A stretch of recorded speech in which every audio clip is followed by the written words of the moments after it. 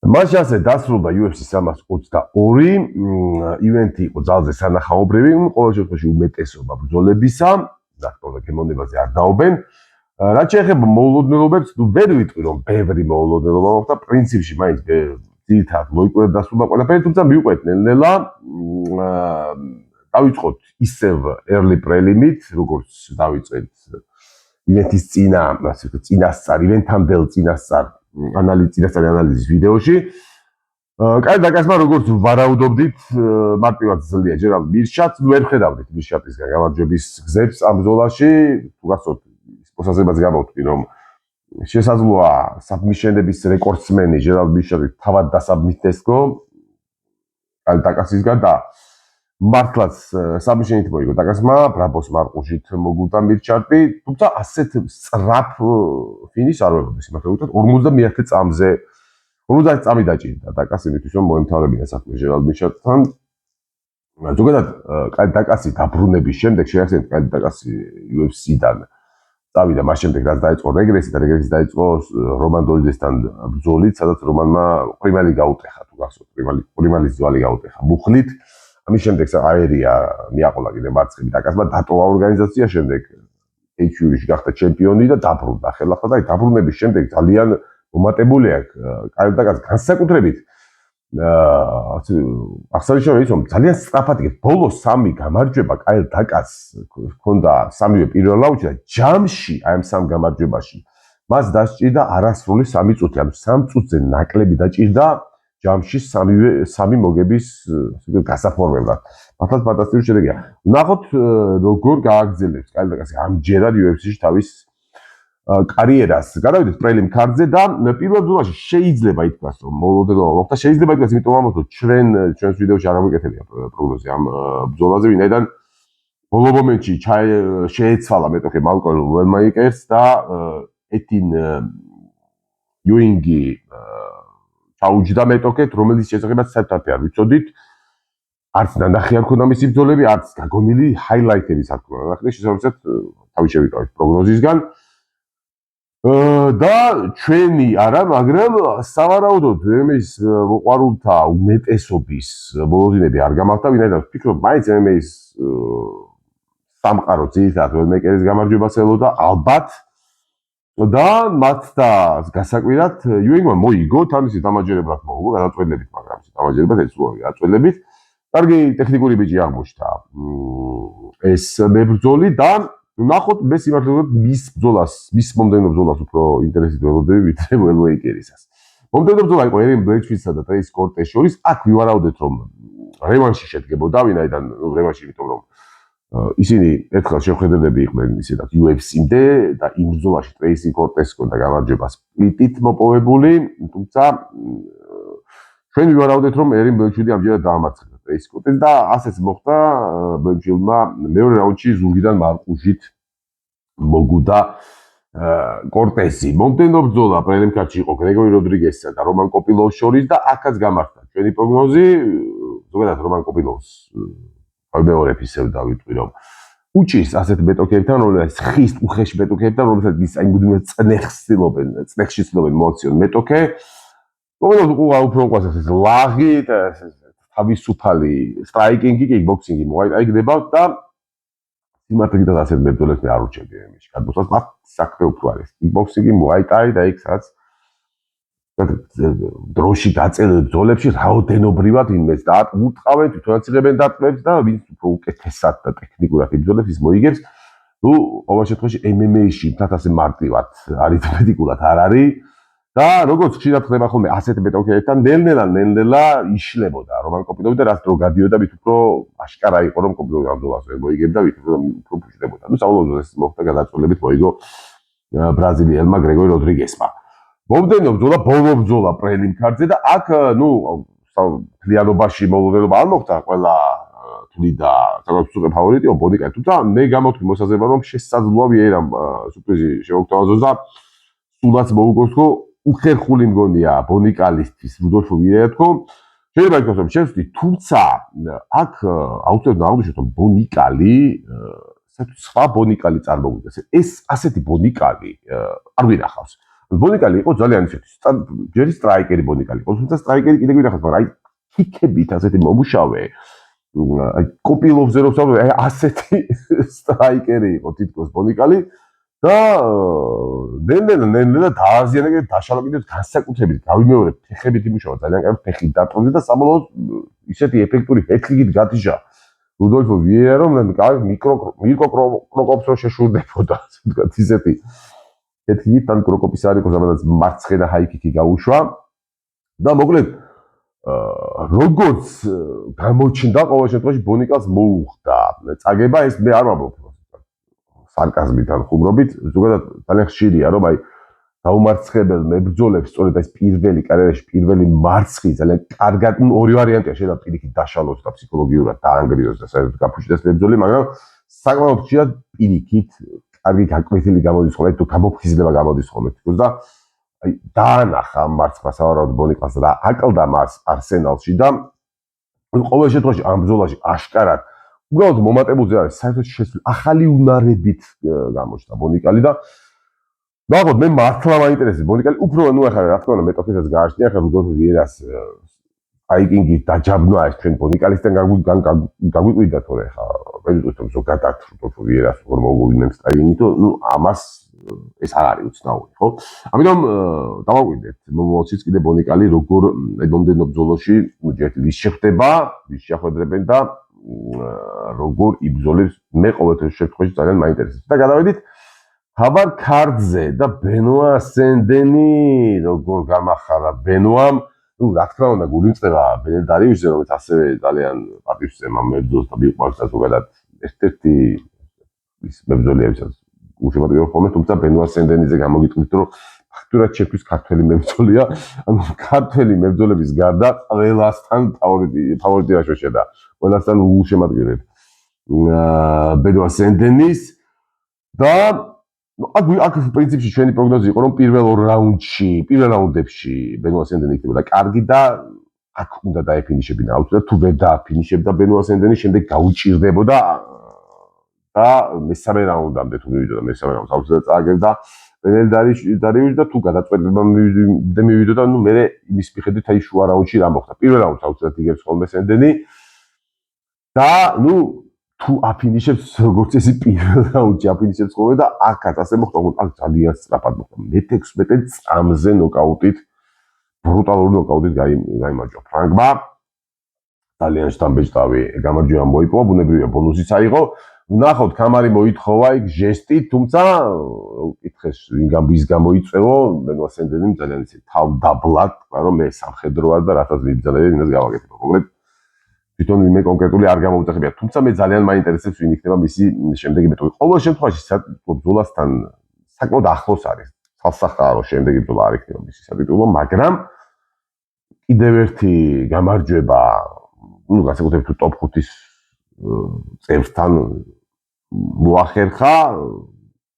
არ გამოუცხოვთ რომ აი მის შემდეგ უკვე ეს ტიტულზე ბრძოლაც მიიღოს მოხდა ამის უნდა გაიმარჯვოს თქო შემდეგი ბრძოლა კარლოს პრატეში ლეონ ედვარდსი ეს კიდევ ერთი ბრძოლა იყო გარდა დაკასის და მიშარტის ბრძოლისა ეს ბრძოლა იყო კიდე სადაც სასახად ხედავდით ერთ-ერთ მებრძოლს ფავორიტად კერძოდ პრატესს და აქაც გავიმეორებ რაც წინა ვიდეოში ლეონ ედვარდსის გამარჯვების გზებს საერთოდ ვერ ხედავ მეთქი და ასეც მოხდა ზუსტად რაზეც საუბრობდი ის მოხდა რაოდენობრივად რა თქმა უნდა ლეონ ედვარდსისთვის ну კარგია სტრაიკინგი და მე ეჭვიც არ მეპარება ეჭვიც არ მეპარება კი არა ძალიან დიდი შანსია რომ ბავშვი რაოდენობრივად რაუნდებში მან უტყას მეტი პრატეს მაგრამ მთელი პრობლემა ეს არის რომ გვიან რაუნდებამდე ლეონ ედვარდსი როგორც წესი ერთი შავს მეტოქეებს და გვიან რაუნდებამდე სადღაც პრატესში აუცილებლად მოარტყავდა და იქ თავდება ხოლმე ბრძოლა საერთოდ პრატესში ვარტყავდა ასეც მოხდა მეორე რაუნდის რაღაც შუა წელს რო გადავსვით მარცხენათი თითქოს არსაიდან თითქოს დიდი საფრთხე არაფერი არ ელოდებოდა ლეონ ედვარდს მოხდა მარცხენა პრატესის და დაიძინა ძალიან ღრმა ძილით ლეონ ედვარდსმა ხო იმასაც იყო მოსაზრებები რომ ლეონ ედვარდსი იჭიდავა კიდეც მაგრამ გავიმეორებ იგივეს რაც თქვი მაშინ რომ იჭიდავებს მაგრამ ლეონ ედვარდსი არ არის ბუნებით მოჭიდავე არ ბუნებით ბაზისით და ნუ ფაქტი არა რომ ჭიდაობით მოუგებს და აჯობებს და მე კიდე რომ აჯობოს რაღაც პერიოდი ხა დაიღრება ბოლო-ბოლო Leon Edwards ვერ იჭიდავებს სამივე რაუნდი ვერანაირად ვერავისთან მეცაც გეტყვით სტრაიკერი არა Leon Edwards და იმიტომ მოგლეთ პრატეშის წვიმალი გამარჯვება და ამის შემდეგ როდესაც ვაქებდით პრატეშს და ამის ტიტულზე ბრძოლა ჩავუნიშნეთ მომდევნო ბრძოლაში კიდე უფრო სასწაული მოხდა სასწაულის წარიყო უნიშნავს იმას რომ კიდევ ერთმა ახალგაზრდამ გამოიჩინა თავი მაიკ მორალესმა ყველას გასაკვირად ნოკაუტით მოუგო პირველ რაუნდში შონ ბრეიდის და აქ ხათაშორის ამ ბრძოლაზე შეგახსენებთ გამოვთქვი მოსაზრება და შიში იმისი რომ მაიკ მორალესი შონ ბრეიდი თქვი რომ შონ ბრეიდის ზოგადად გულშემატკივრო დიდი ხანია და მე თუ ამარჩევინებდნენ ამ ტოპ-10-დან ყველაზე სუდი ვარიანტია ჩემი აზრით მაიკ მორალესი თქო და ვირჩევდი სხვა ნებისმიერ ტოპ-10-დან თქო თუმცა მაინც იქვე ვთქვი რომ შესაძლოა ამას მიკერძოებულებმა მალაპარაკებს თქო მაგრამ მაინც ჩავთვლი ფავორიტად შონ ბრეიდის თქო და სხვადასხვა აღმოჩნდა ესეთი რაღაცა პატარა გადახვევას გავაკეთებ მაიკ მორალესის ბრძოლები თურმე ისე როგორც აღმოჩნდა მე აქამდე არ მქონდა წაყვანილი შესაბამისად არ მქონდა მაიკ მორალესის რეზიუმე დეტალური გაკეთებული და ბუნებრივია ამ ივენთის წინ ვინაიდან მისი ბრძოლა უნდა წამეყვანა ჩავხედე მის ასე ბიოგრაფიაც აქ მე ასე ბიოგრაფია და აღმოვაჩინე ფაქტი რომელიც მანამდე არ ვიცოდი მაშინვე ვინანე ნეტა აი ვიდეომდე ჩამეხედა მის ბიოგრაფიაში და ძალიან მნიშვნელოვანი რაღაცა აღმოვაჩინე მაიკ მორალესი თურმე მე ამას ვერ ვიფიქრებდი მე მეგონა მაიკ მორალესი ბაზისით სტრაიკერი არის კიკბოქსერი მოაიტა რაღაც პოკრივე რაღაც ნებას მაგრამ როგორც აღმოჩნდა ძალიან პატარა წელი 4 თუ 5 წლიდან დადიოდა ჯუდოში და თავბროთ კი არ დადიოდა ჯუდოკების ოჯახში იზრდებოდა ორივე მშობელი ჯუდოკა ყავდა თან დედამისი საერთოდ რაღაც სასწაული შავი ქამარის მესამე დანი და თან დღესაც როგორც გავიგე მეგობარმა მომაწოდა ეს ინფორმაცია რომ დღესაც ჯუდოს ფედერაციაში მუშაობს რაღაცა მოდი ჯუდოშია რა კარგი ახალი 14 წლამდე თუ რაღაცა ჯუდოს მისდევდა გამოდიოდა კიდევ ტურნირებზე შემდეგ გადავიდა ჭიდაობაში და რამოდენიმე ჭიდაობის ტურნირის გამარჯვებულის გახდა ეკვადორში და ამის შემდეგ გადავიდა MMA-ში ანუ MMA-მდე საერთოდ სტრაიკინგის დისციპლინებზე არ დადიოდა და მხოლოდ გრეპლინგის დისციპლინებზე დადიოდა ჯუდოზე და ჭიდაობაში გასაგებია რომ ეკვადორის ჭიდაობა შეიძლება არ არის რაღაც მაგრამ ეს არ არის თავარი პრობლემა რაც MMA-ში სტრაიკერებს აქვს ხოლმე აი კეთილ გამოხატულ სტრაიკერებს არის შიში ჭიდაობის ასეთი ბაზისის მებრძოლს შიში არ ექნება ჭიდაობის და რაც თავარია რაღაც ელემენტარული დაცვა მაინც დაცვის კუთხით მაინც ესე ვთქვათ შეუძლიათ რაღაცები გამოიყენონ და ყოველ შემთხვევაში ისეთი უსუსურები არ არიან როგორიც არ უნდა იყოს როგორც უნდა ვაძაგოთ ეკვადორული ჭიდაობა ეს ბაზისი მისი თან მithumetes კარგი შედეგები ქონდა იქ ეკვადორში თუნდაც ხო და ამას ასეთი სტრაიკინგი რაც აქვს მაიკ მორალეს რომ დაუმატა ნუ ძალიან რთულია მორალესის დამარცხება ჩემი აზრით გამოგიტყდებით მე ასე ვფიქრობ უკვე მithumetes რომ არ დაგვაუწყდეს მორალესის აღნაგობა ფიზიკურად მორალესი არის სასწაული თან ჯერ ძალიან დიდია ამ წონის ძალიან დიდი და აი თუ მის ასე ვთქვათ აღნაგობას ნახავთ ფალში მოხდება მისი მუსკულატურა და ფიზიკურად არის ძალიან ძლიერი მოგლედ ეს რომ მენახა კიდევ უფრო შევამცირებდი შონ ბრეიდის შანსებს მიუხედავად იმისა რომ მართლა გულშემატკივრობა ახალ გულშემატკივრობა რა ვქნა მოგლედ პრატესთან ერთად იქვე თავი წამოყო მაიკ მორალესმა და ორივენი შეგვიძლია ვთქვათ რომ უკვე ტოპ 5-ში არიან და ძალიან საინტერესო მე არ მგონია რომ მომდენო ბრძოლა რომელიმე მათგანს კონდეს საზიტუმა შეიძლება შევწება არ მგონია მაგრამ უკვე ძალიან ახლოს არიან საერთო ბრძოლასთან არ მგონია რომ უკვე სათითბო იყოს ვინაიდან ეს დივიზიონი ქვესაშუალო დივიზიონი დახუნძლულია ახლა ასე ვთქვათ ძლიერი კონტენდერები და ძალიან ბევრს აქ არის შევასწრებთ ანგარიც და თავარ ბრძოლამდე მივალ სადაც დაემატა ამ ყველაფერს ისლამ მახაჩევი ყველაფერს გულისხმობა მებრძოლებს და სხვათა შორის არის შანსი რომ ამ წონის ქამრისთვის ერთ-ერთ პრეტენდენტად განიხილებოდეს ილია თოფურიაც თუმცა ამაზე ალბათ შემდეგ ვისაუბრებთ მოგლეთ მაიკ მორალესმაც გაიმარჯვა მომდენო ბრძოლა იყო კომეინი ანუ თანამთავარი ბრძოლა ვალენტინ შეფჩენკო ველი ჟენგი აქ ხედავდით ფავორიტად ვალენტინა შევჩენკოს და თავარი მიზეზი რაც უნდა ყოფილიყო თავიდანვე კიდევ ეს იყო გაბარიტები, იმიტომ რომ უნარებში ორივე უნდა უყვოდა ვერ რომელიმეს დიდი უპირატესობა რამეშიო ერთადერთი რაშიც ერთ-ერთ დიდი უპირატესობა ჰქონდა მეორესთან ეს იყო გაბარიტები. რომელსაც ვერაფრით ვერ უზავდა ამ უპირატესობას. ვეილიჟენგი ვერც ბრძოლამდე ვარჯიშისას და ვერც მომზადებისას. ასეთი დონის მებრძოლებს თუნდაც ერთ ნებისმიერ კომპონენტში ამ ხელა უპირატესობა რო აქვს, ამის გამოყენება შეუძლიათ ხუთიანზე, ეს იციან და ესეც მოხდა ზუსტად ამის ხარჯზე. მე ვიტყოდი რომ აი ბრძოლაც ესე გამართა, ძალიან მართა, წააქცევდა და იყო ზემოდან. შეიძლება არ იყო ეს სანახაური ბრძოლა, მაგრამ უმტკივნელ უპრობლემოდ მოუგო ვალენტინა შევჩენკომ სწორედ გაბარიტების ხარჯზე. უფრო მძიმე იყო, უფრო ძლიერი იყო, დგომშიც უფრო გრძელი კიდურები ჰქონდა და მოკლედ ვერაფერი ამ უპირატესობას ვერ მოუხერხა ვალენტინა. და მივადგეთ თავარ ბრძოლას, თავარ ბრძოლაშიც მოდი ვთქვათ რომ არაფერი განსაკუთრებული არ მოხდა რა, რაც უნდა მოხდარიყო, ის მოხდა ისლამს უნდა მოიგო და მოიგო კიდეც. იყო ვარავდა პირადად მე ერთადერთი კითხვისნიშანი რაც შეიძლება ისლამისთვის რასაც ხელს შეეშლეს. თეორიულად ეს იყო ის რომ შესაძლოა ამ ახალ წონაში არ გადმოყოლოდა ის ჯანი, ვინაიდან პირველად ატარებდა ამ ბრძოლას ისლამი ამ დივიზიონში. არ ქონდა დანახი და საინტერესო იყო ჩვენთვის რა იქნებოდა, თუმცა როგორც ნახეთ ჩვენ ვერ გადმოვა. ყოველ შემთხვევაში ის ჯანი მაინც გადმოყვა, რაც საკმარისი იყო ჯეკ დელა მადალენას წასაქცევა და მის საკონტროლოდ. ამისთვის საკმარისი იყო მისი ჯანიც, ისლამ მახაჩევის და უნარებიც. სხვა საქმეა რომ, ფურცელზეც და ისედაც დელა მადალენა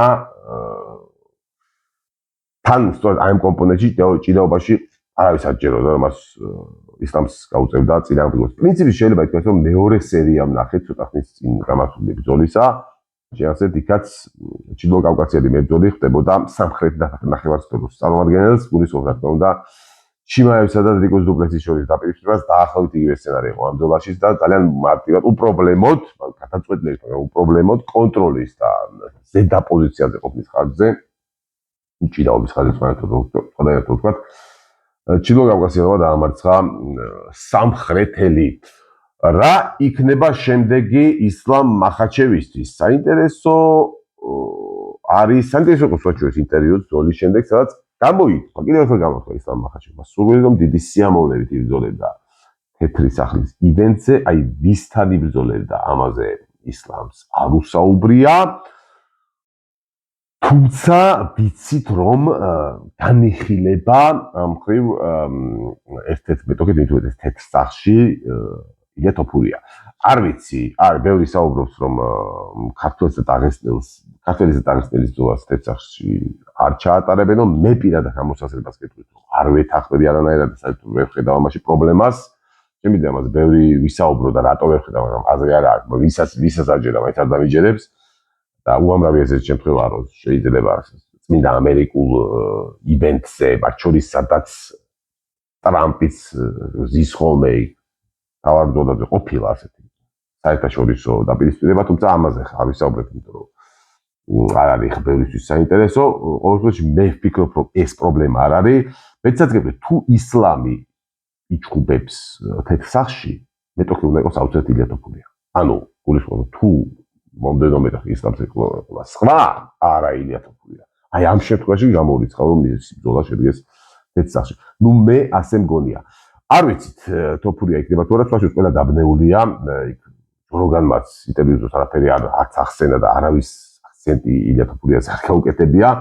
ძალიან მალე გავიგებთ სავარაუდოდ. ყოველ შემთხვევაში თეთრ სახში თუ ჩაინიშნა ეს ბრძოლა და თუ მზადდება თეთრი სახლის ეს ბრძოლა, უკვე უნდა ჩაინიშნოს ერთი ბრძოლა. ილიას მე არ მგონია რომ ილია პირდაპირ თეთრ სახზე გაუშვა. მე ვფიქრობ რომ აი ჯერ კიდევ ერთ ბრძოლას მას ჩაუნიშნავენ. და ჩაუნიშნავენ სავარაუდოდ ჯასტინ გეიჯისთან, არის ალბათობა პედი პიმბლერისაც არ მგონია, იმიტომ არ მგონია რომ თავად პედი პიმბლერს ჯერ სადიკლოს, მე მგონი მაინც არ მიცემენ. ცარუკიანი გამოვირიცხა, ვინაიდან ცარუკიანი ახლა იბრძვის და დროის მიხედვით ახლა თუ ჩაუნიშნეს მალე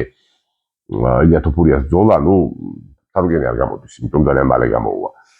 ისედაც არ მგონია რომ ცარუკიანი პირდაპირ შეხვედროდა ილიას, მაგრამ ახლა მით უმეტეს. ყოველ შემთხვევაში ამაზე ჯეჯებით ვერაფერ ვიყავით, ამაზე მოდი ქართველებს რა ელოდებათ და რას უნდა ველოდოთ ქართველების, არა მარტო ილიას, სხვა ქართველების სამომავლო პერსპექტივებზე, ამაზე მოდით ცალკე ვიდეოში ვისაუბრებთ. დღეს ამით დაგემშვიდობებით. კიდევ ერთხელ გამოვიმეორებ, Madison Square Garden-ის ივენტი შეიძლება შედეგობრივად ვინმესთვის არ იყო ისე, არ დასრულდა ისე, როგორც უნდა დასრულებულიყო, მაგრამ ივენტი ნამდვილად შედგა და ნამდვილად იყო კარგი, სანახაობრივი, დაძაბული და ჩიგადაში მოულოდნელობით სავსეც. დღეისათვის სულ ეს იყო, გამოიწერეთ ჩემი არხი, უყურეთ ჩემ ვიდეოებს და იყავით ჩატზე. ნახვამდის.